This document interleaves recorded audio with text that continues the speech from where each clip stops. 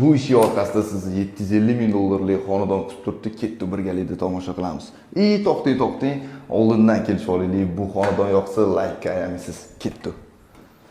Ichkariga kirganingizda sizni shunaqa atmosfera kutib oladi. Kirishda, prixoshkada встроенный shkaflar qilib qo'yishgan, kiyim-kechak yosish uchun zo'r sharoit qilib qo'yishibdi. Mana buni qarang.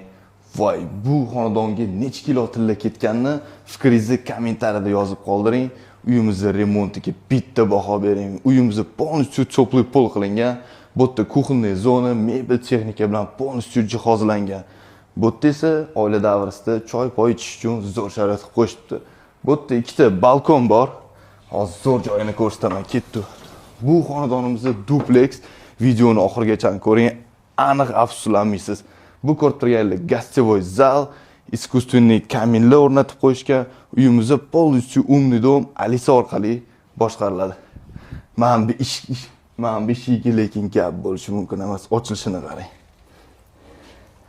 Qayerdadir shunaqa ishni ko'rganmisiz? Hech. Bu birinchi qavatdagi родительский spalni ko'rishingiz mumkin.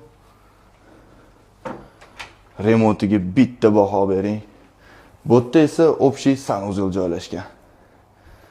Sifatli material ishlatilgan ekan uyimizning remontiga. Bu детский xonamiz. Endi esa uyimizning fishka joyini hozir ko'rsataman. Men bu zinalarni qarang, полностью tosh ishlatilgan ekan bu zinaga. Gap bo'lishi mumkin emas. Ikkinchi qavatga ko'tarilganingizda bu degani bitta родительский spalni o'zini sanuzeli bilan birga. Hozir esa uyimizning eng yoqqan joyini sizga ko'rsataman. O'zingiz bitta baho berasizlar. Marhamat. Uyimizning terrasasi, atmosferani qarang, mazza qilib dam olib o'tirish uchun zo'r sharoit qilib qo'yishibdi. Oila davrasida yoki oshna og'aynilar bilan mazza qilib o'tirasiz.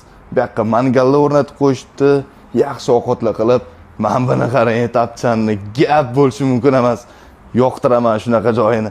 Mazza qilib yonboshlab o'tiradigan joy bo'libdi.